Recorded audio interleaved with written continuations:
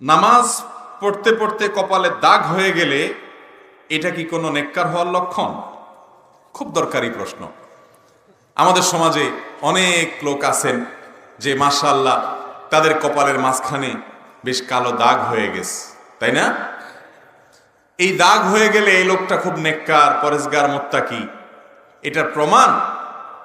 নাকি একজন মানুষ নামাজ কালাম পড়ে কিন্তু হয়তো তার কপালে দাগ হয় নাই, তাইলে এই লোকটার নামাজ কবুল হলো না, লোকটা ভালো মানুষ না, এরকম কিনা?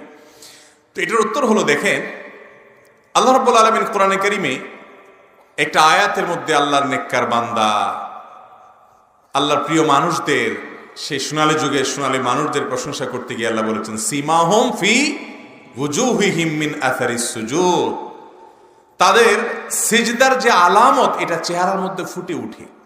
সিজদার আলামত কোথায় ফুটে উঠে? চেহারার মধ্যে ফুটে উঠে। এই যে সাহাবায়ে কেরামের সিফত ছিল, গুণ ছিল, যে তারা যে সারাক্ষণ সিজদায় থাকে, বারবার সিজদায় যায়, আল্লাহর সামনে সিজদায় লুটিয়ে পড়ে, চেহারার মধ্যে তার আভা, তার আলামত ফুটে উঠে। এই আলামত বলতে কাকে বোঝায়? কোন কোন মুফাসসির, দুই একটা তাফসীরের কিতাবের মধ্যে এই কপালের এই দাগকে সিজদার আলামত বলা হলেও বেশিরভাগ মুফাসসিরগণ বলেছেন এই আলামত বলতে আপনার বোঝানো হয়েছে খুশু খুদুকে, চেহারার নুরানিয়াতকে, উজ্জ্বলতাকে। একজন কালো মানুষ হয়তো তার কপালে সেই মাঝখানে দাগও নাই, কিন্তু তার চেহারার মধ্যে নুরানি একটা আভা ইমানদাররা অনুভব করে, ফিল করে। বিশেষ করে কিয়ামতের দিনে অজুর অঙ্গগুলো যেরকম জলজল করে জ্বলতে থাকবে, এরকম সিজদার অঙ্গগুলোতে আলাদা উজ্জ্বলতা থাকবে, সেই আলামতের কথা বলা হয়েছে। এছাড়া কখনো কখনো এমনও হয় যে বারবার সিজদা দিতে দিতে কোনো মানুষের কপালে দাগ হয়ে যায়। যদি সিজদা দিতে দিতেই এই দাগ হয়, অন্য কোনো কারণে না হয়, এটা তার জন্য ভালো। কিন্তু এর মানে এই না যে কপালে কালো দাগ হলেই লোকটা ফেরেশতা আর না হইলে লোকটা ফাসেক, এরকম হিসাব করার কোনো কারণ অনেকের চামড়ার সমস্যার কারণে দেখা যায় অল্প ঘষাঘষিতেই দাগ পড়ে যায়।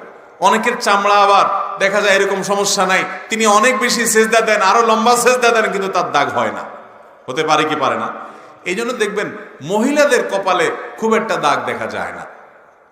খেয়াল করে দেখেন, মা চাচিদের কপালে, আপনার মাহরাম মহিলারা যারা বাসায় আশেপাশে আছে, দেখেন তারা সেজদা কি কম দেয়? মাশাআল্লাহ, তারা অনেকে আছে আমাদের অনেক পুরুষের চেয়ে বেশি সেজদা দেয়, কিন্তু এত দাগ হয় না। এই জন্য এই দাগ হলেই সে নেককার আর না হলেই সে বদকার, এরকম সহজ হিসাব করার সুযোগ নাই।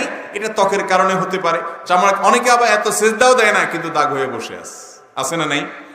তো এই জন্য এই কপালের দাগ এটা নেককারের আলামত, আর কপালের দাগ না থাকা বদকারের আলামত, এটা সঠিক কিছু না। হতে পারে এটা তার ইবাদতের কারণে হয়েছে, কিন্তু ইবাদতের আসল আলামত ফুটে উঠবে তার আচরণে, তার আখলাকে, তার খুশুখুজুতে, তার অন্যান্য কাজকর্মে। বিধায় কপালে যদি কালো দাগ থাকে কারোর, সেটি ভালো আলামত হতেও পারে, নাও হতে পারে। এটার উপরে তার ভালো মানুষ মন্দ মানুষ নিরূপণ করা যাবে